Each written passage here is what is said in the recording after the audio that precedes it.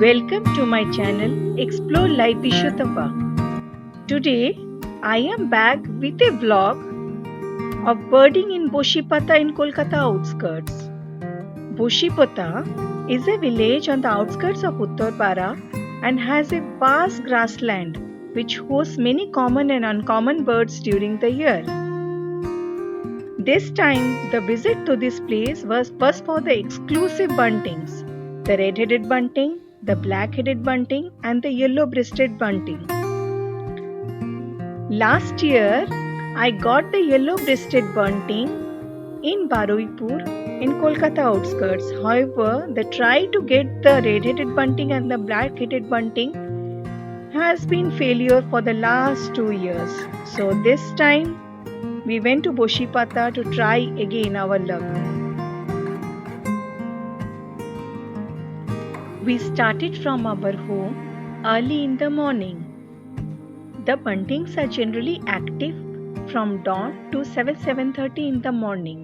This is the time when they are most active. After that also you can get some sightings, but that becomes less. The road to Bosipota is through Raghunathpur bazar. The road after Raghunathpur bazar is a bit narrow but motorable.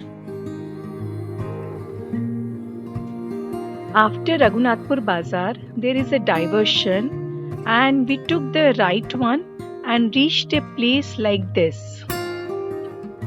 There were grasslands on both sides of the road. We had to drive till the end of the road.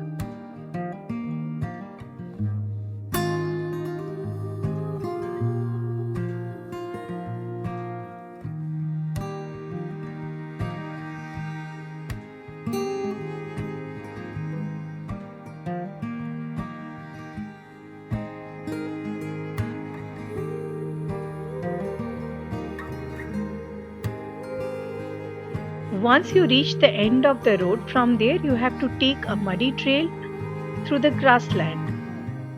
Take the muddy trail on the left. That is the area for bunting. The other areas can also be explored for other birds like blue throat, ruby throat, Siberian stone chat, etc. We heard many calls of ruby throat and blue throat, but this time this session was only for buntings. So we went ahead to the area where buntings were found.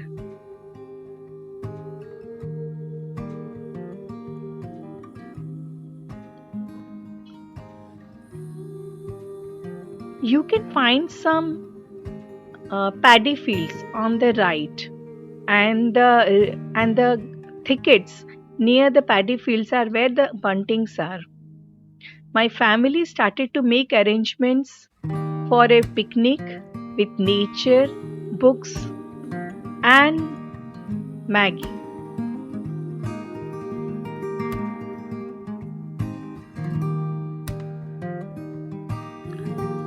While we did the arrangements, I went ahead on the trail. One thing to notice while on the mud trail was that we should not step on the paddy fields because the farmers have put up the warning that if you step into the paddy fields, they are either going to seize your camera or you have to pay a heavy fine. And it is very inhuman for us to go into the paddy fields, which is their livelihood. We should avoid that. So just on the muddy trail, I went. There were a few birders already there who were waiting for the buntings.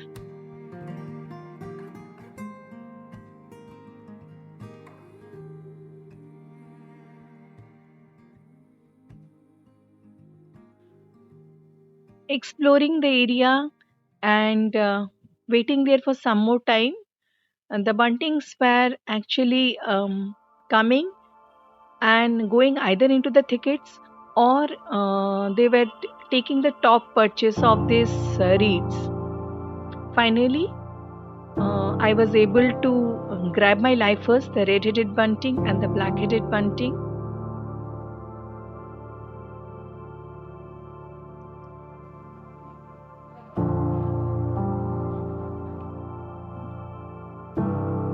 The red-headed buntings are large stocky buntings or birds with red on their head. This is a immature one, and the mature male has more red on the head.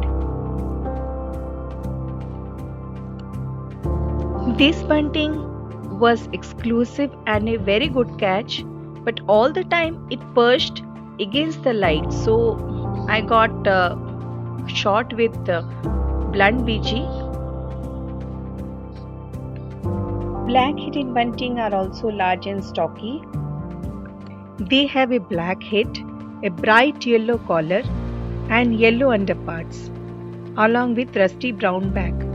The one I got was immature male.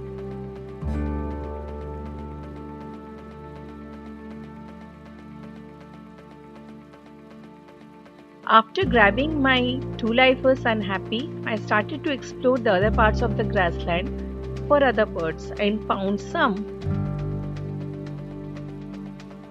A Siberian stone chat, a winter migrant,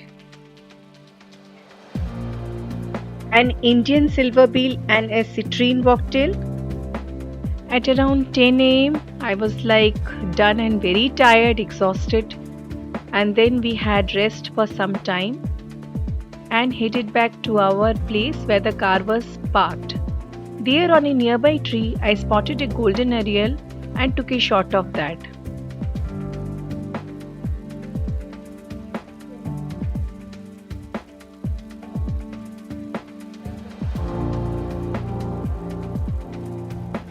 I also explored the area on the side of the road for any birds that I could find, but there was none. Sometimes here you can spot some birds like grey-headed lapwings and all, but this time I didn't get any, and it was late. At around 10:30 we reached this place, so we just thought to call it a day.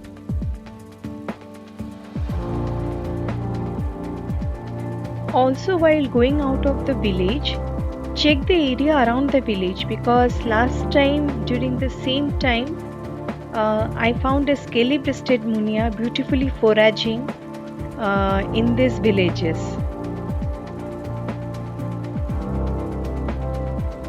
On our way back near the Raghunathpur Moor, there is a small stall which sells some bread omelette and then paratha ghugni. So we had our breakfast there as nothing else was available. We were really very hungry by that time, and then we headed back to our home. If you like this channel, please don't forget to like, share and subscribe. Also, please don't forget to click on the notification bell icon so that every time I upload a video, you will get the updates. I will be visiting places like this mainly for capturing birds, shots and all. So your acknowledgement and appreciation will help me going. So till the next video, you all stay healthy, stay happy, and bye for now.